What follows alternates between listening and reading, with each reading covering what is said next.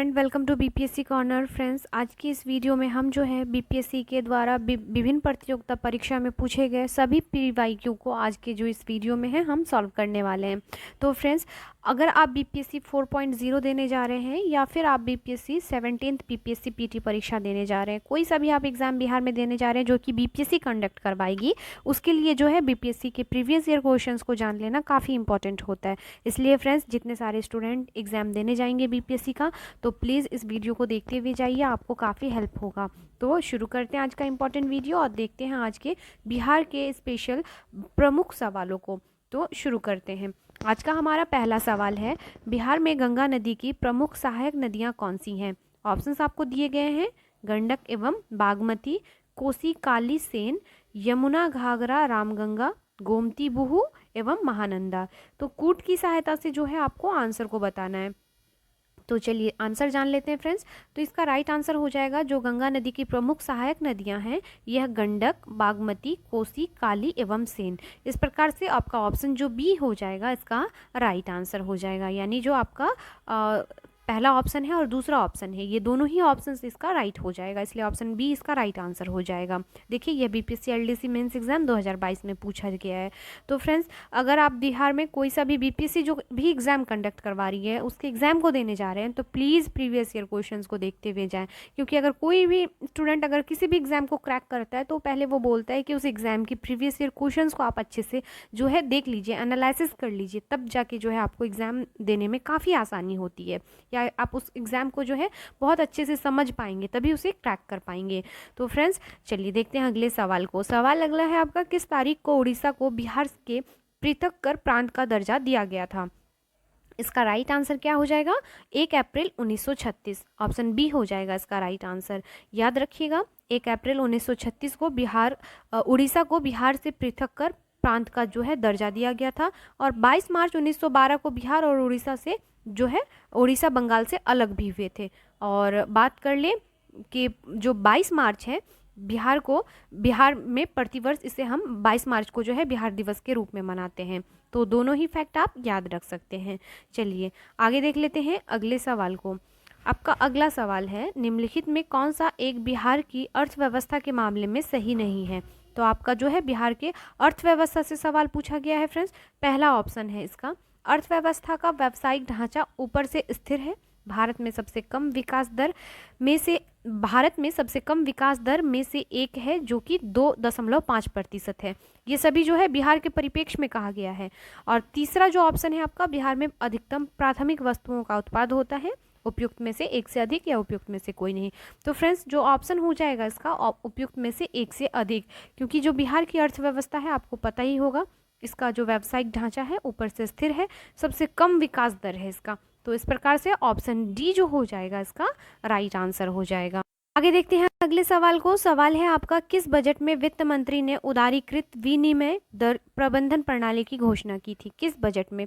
तो यह जो बजट था आपका राइट आंसर क्या हो जाएगा? ऑप्शन सी हो जाएगा।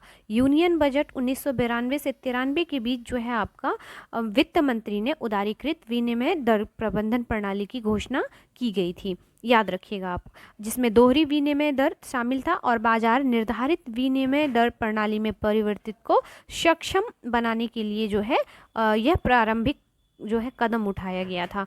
तो इस प्रकार से ऑप्शन सी हो जाएगा इसका राइट आंसर।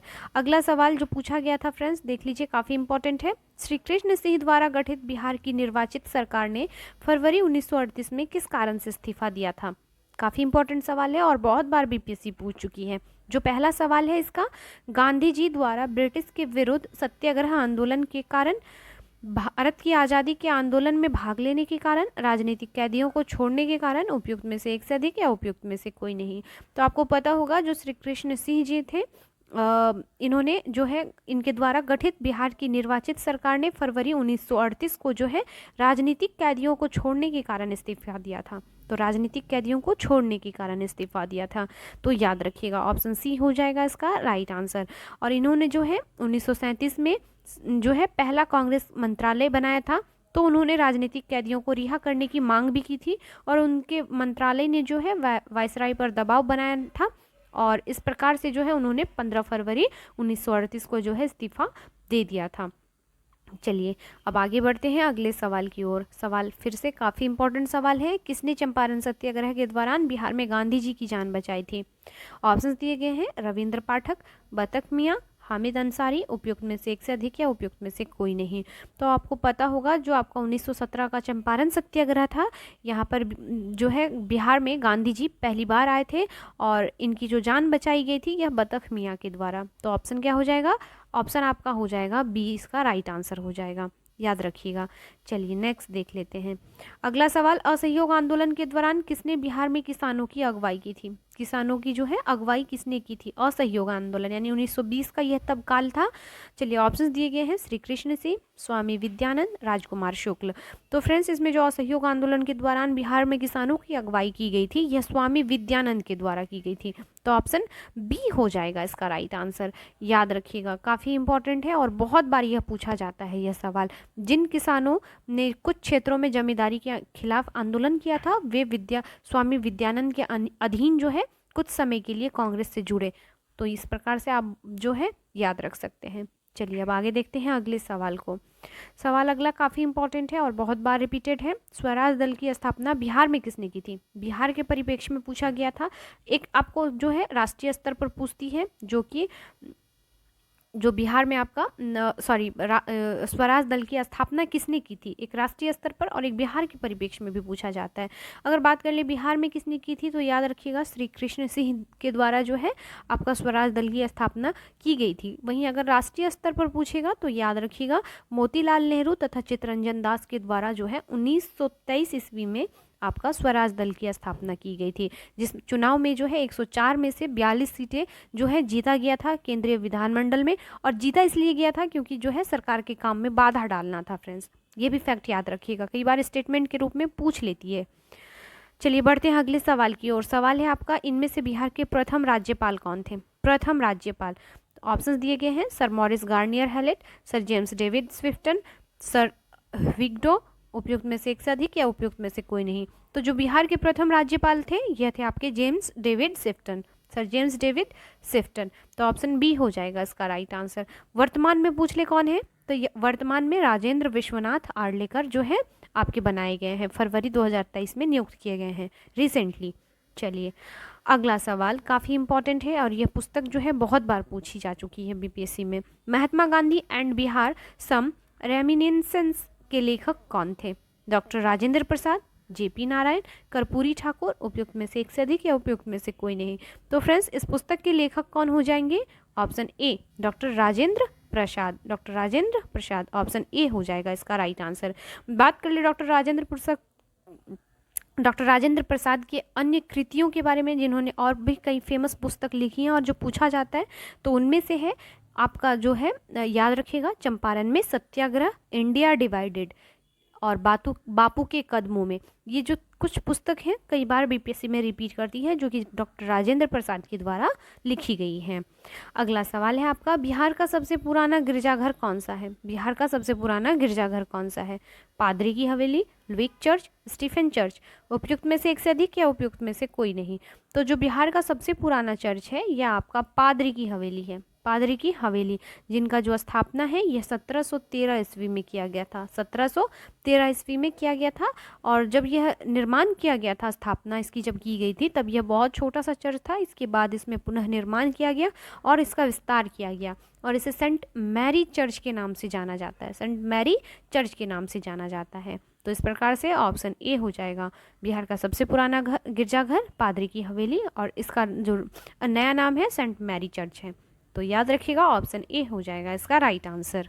आपका दिवंगत अभिनेता कुमुदलाल गांगुली जिन्हें उनके मंचीय नाम अशोक कुमार के नाम से जाना जाता है का जन्म बिहार के निम्नलिखित में से किस शहर में हुआ है? तो फ्रेंड्स अगर आप करंट पढ़ते हो तो जो प्रमुख व्यक्तियों के निधन होते हैं उनसे कई बार सवाल पूछ लिया जाता है कि वे किस जिले से थे, उनका जन्म कब हुआ था। तो इस टाइप के क्वेश्चंस जो है करंट में बीपीएससी अक्सर पूछ लेती है, इसलिए आप अच्छे से जो करंट पढ़ते हैं जिस भी बुक से पढ़ते हो आप अच्छे से पढ़ लीजिएगा क्योंकि सवाल बहुत ज़्यादा पूछा जाता है। देखिए ये भी सवाल रिसेंटली पूछा गया है, जान लेते हैं इसका आंसर क्या होगा। तो जो अशोक कुमार थे, मंचीय नाम जिनका अशोक कुमार था, यह जो है इनका जन्म हुआ था आपका कहाँ पर? तो याद रखिएगा भागलपुर में। ऑप्शन सी हो जाएगा इसका राइट आंसर। चलिए आगे देखते हैं अगले सवाल को। सवाल है आपका 1940 में यानी 1940 में पटना महिला विश्वविद्यालय की स्थापना निम्नलिखित में से किस समाज के द्वारा की गई थी? चलिए ऑप्शंस दिया गया है। Sister of the apostolic Carmel, society of Jesus, Irish Christian brothers, उपयुक्त में से एक से अधिक या उपयुक्त में से कोई नहीं। तो फ्रेंड्स इसका राइट आंसर जो हो जाएगा 1940 में sister of the apostolic Carmel समाज द्वारा जो है पटना महिला विश्वविद्यालय की स्थापना की गई थी।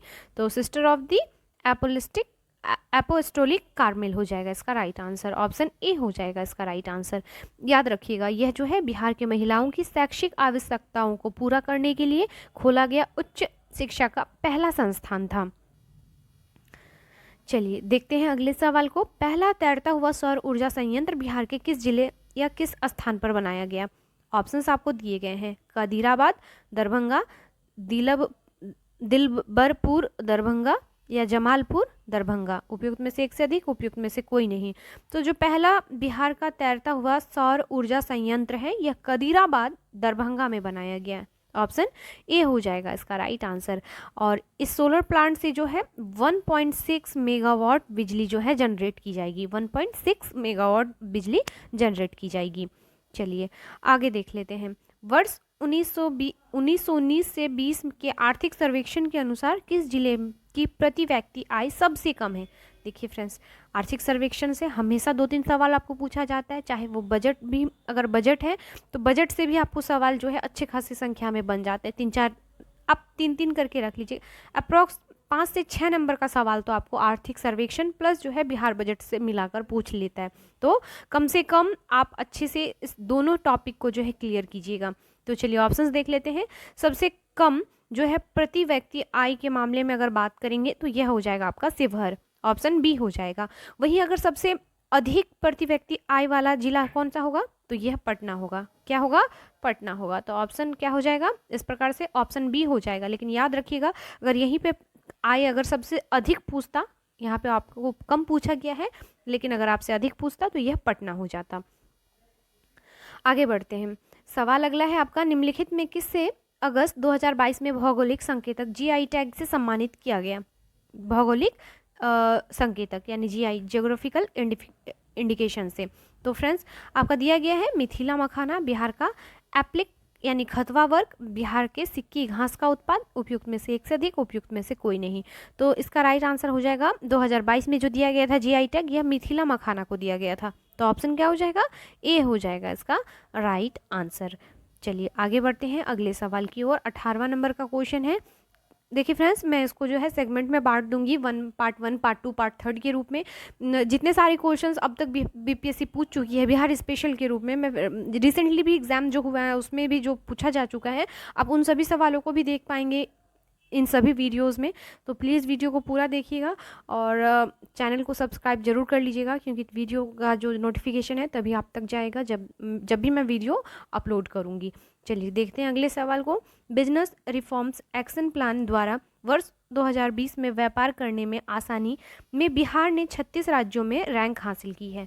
तो इन्होंने जो रैंक हासिल की है यह किया गया है आपका कितना? तो याद रखिएगा बिहार का जो स्थान है इसमें 26वां है। आपके ऑप्शंस में नहीं दिया गया है फ्रेंड्स, लेकिन आप याद रखिएगा 26वां रैंक मिला है बिहार को। तो उपयुक्त में से कोई नहीं, यानी ऑप्शन ई हो जाएगा। लेकिन आप याद रखिएगा BRAP जो आपका बिजनेस रिफॉर्म एक्शन प्लान है, इसमें 2020 में व्यापार करने में आसानी ने बिहार में जो है 36 राज्यों में 26वां रैंक हासिल किया है। 26वां।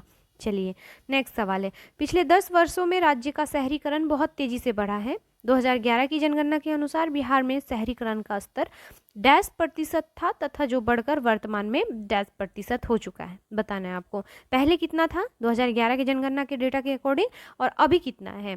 तो फ्रेंड्स बात एक चीज़ से आप भी क्लियर कर सकते हैं, जो आपको अगर आपको पता होगा, अगर आप 2011 का डेटा याद रखे होंगे तो इससे इजी हो जाएगा आपका, क्योंकि आपको पता होगा कि 11.3% जो है पहले का शहरीकरण का स्तर था 2011 के डेटा के अनुसार, और अभी जो है आपका 15.3। तो इस प्रकार से भी आप ऑप्शंस को छांट कर भी आंसर दे सकते हैं। तो ऑप्शन क्या हो जाएगा? बी हो जाएगा इसका राइट आंसर। याद रखिएगा शहरीकरण का स्तर जो मात्र है 11.3%, और अभी जो है 15.3%। दोनों ही जो है ये आपको याद रखना है। चलिए नेक्स्ट सवाल है आपका, निम्नलिखित में कौन सा भागलपुर से मिर्चा चौकी की ओर रेल मार्ग में बिहार का अंतिम रेलवे स्टेशन है? ऑप्शंस हैं Kahalgaon railway station, Pirpainti railway station, Ammapali railway station, उपयुक्त में से एक से अधिक, उपयुक्त में से कोई नहीं। तो फ्रेंड्स इसका राइट आंसर क्या हो जाएगा? ऑप्शन सी हो जाएगा इसका राइट आंसर, अम्मापाली रेलवे स्टेशन। यह जो है आपका पूर्वी रेल जोन का अम्मापाली रेलवे स्टेशन भागलपुर से मिर्जा चौकी की ओर रेल मार्ग में बिहार का अंतिम रेलवे स्टेशन है। तो इस प्रकार से ऑप्शन सी हो जाएगा इसका राइट आंसर। तो फ्रेंड्स आज के इस वीडियो में मैंने कुल 20 क्वेश्चंस को सॉल्व करवाया। आने वाले वीडियोस में मैं और भी सवालों को सॉल्व करवा दूंगी जो कि बीपीएससी अब तक अपने प्रीवियस ईयर क्वेश्चंस के रूप में पूछ चुकी है आपसे। इसलिए प्लीज़ वीडियो को पूरा देखिए और एक मैं रिक्वेस्ट करना चाहूँगी कि किसी अपने एक जो है पर्सनल ग्रुप में इसे ज़रूर शेयर करें, क्योंकि जितने सारे स्टूडेंट जुड़ेंगे मेरे लिए उतना ही अच्छा होगा। तो प्लीज़ एक हेल्प आप लोग भी कर दें मेरे लिए। मिलते हैं नेक्स्ट वीडियो में, तब तक के लिए थैंक यू।